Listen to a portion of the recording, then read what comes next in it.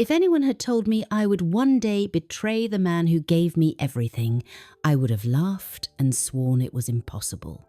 But life is not that simple. It all started on a quiet Wednesday afternoon when Liam walked into my classroom and said, "Mrs. Carter, the principal said I should help you arrange the lesson plan." I should have said no.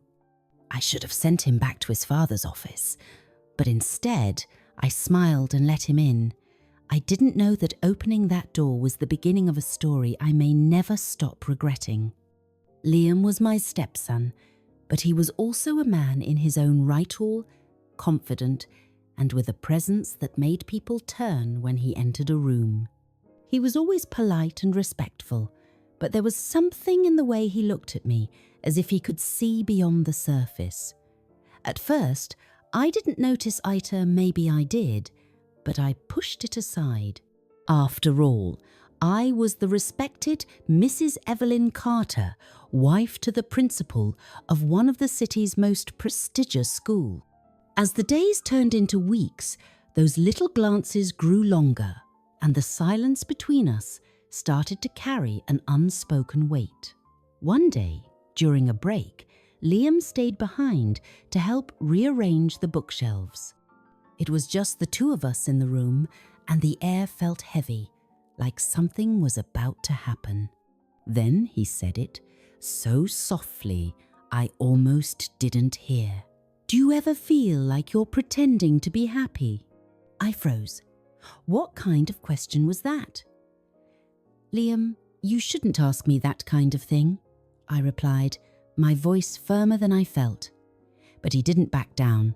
Instead, he looked at me with those piercing eyes and said, "Sometimes pretending can be exhausting." I didn't know what to say. For a moment, I saw myself through his eyes, not the perfect teacher, not the loyal wife, but a woman who had spent years hiding her true feelings. That night, I couldn't sleep. Liam's words echoed in my mind like a stubborn song on repeat. "Do you ever feel like you're pretending to be happy?" I turned to look at my husband Daniel, snoring softly beside me. He was a good man, respected, hard-working, and generous to a fault.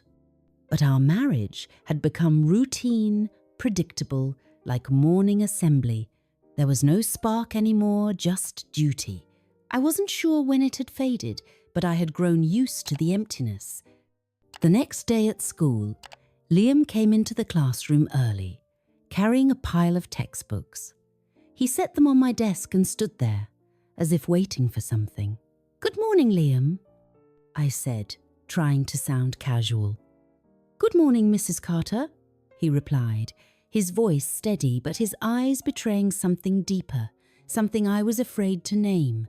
As the weeks went by, it became harder to ignore the way he lingered in the room after class, asking questions that barely had to do with the lesson, the way his voice softened when he spoke to me, and worst of all, the way my heart fluttered when I saw him. One Friday afternoon it happened. The school was quiet, the students had all gone home, and the staff room was nearly empty. I stayed back to finish grading papers, and Liam appeared at the door again. "Mrs. Carter, do you need help with anything?" I should have said no. I should have sent him home. But instead I nodded. "Come in," I said.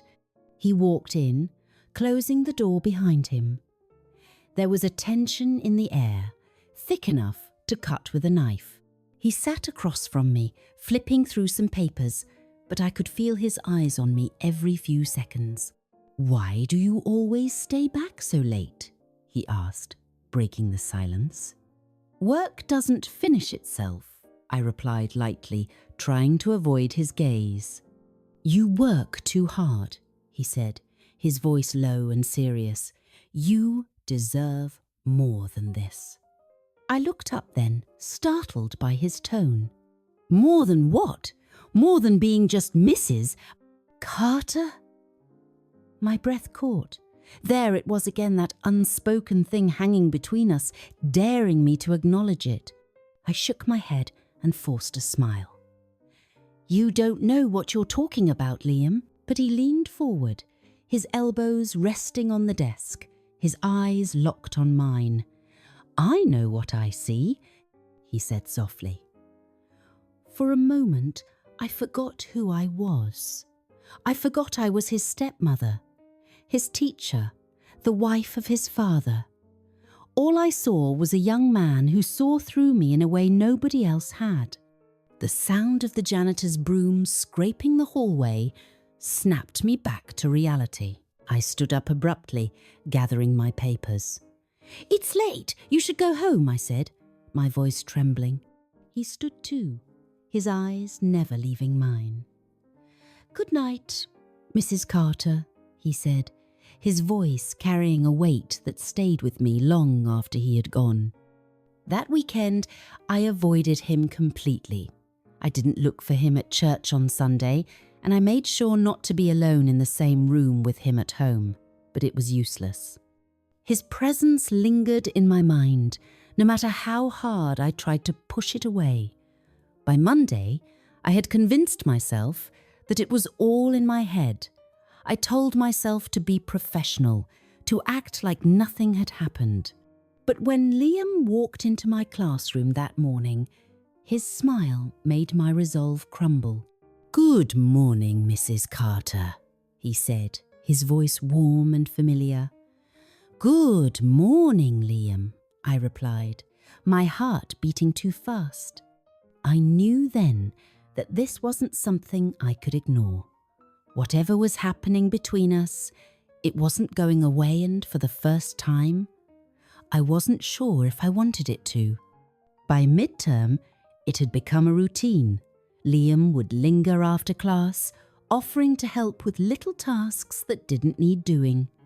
We didn't cross any lines, least not yet, but the way he looked at me, the way he spoke, it was as if he was waiting for me to give in, and I was so close.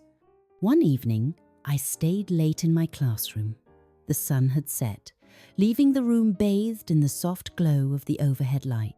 I was lost in thought, staring at the stack of lesson plans on my desk when Liam walked in. "Mrs. Carter, why are you still here?" he asked, his voice breaking the silence. "I could ask you the same thing," I replied, trying to sound casual, but my hands trembled as I shuffled my papers. He leaned against the doorframe, his posture relaxed, but his eyes serious. "I wanted to see you," he said simply. Those 4 words hit me like a wave. My heart raced, my thoughts scattered. I stood up abruptly, needing to put some distance between us. "Liam, you can't say things like that," I said, my voice shaking. "Why not?" he challenged, stepping closer. "It's the truth." I turned away, my back to him. "This is wrong. You know it is." "Wrong for who?" he asked. "You or me?" I didn't have an answer. I felt trapped, torn between what I knew was right and the pull of something I couldn't explain. "Liam, please," I whispered, my voice barely audible. "Go home." He stood there for a moment, and I could feel his eyes on me burning into my back. Then, without another word, he turned and left. That night, I stared at the ceiling, unable to sleep. The guilt was unbearable, but so was the longing. How had I let it get this far? The next morning, I avoided Liam completely. I threw myself into my work, keeping my door shut and my conversations short.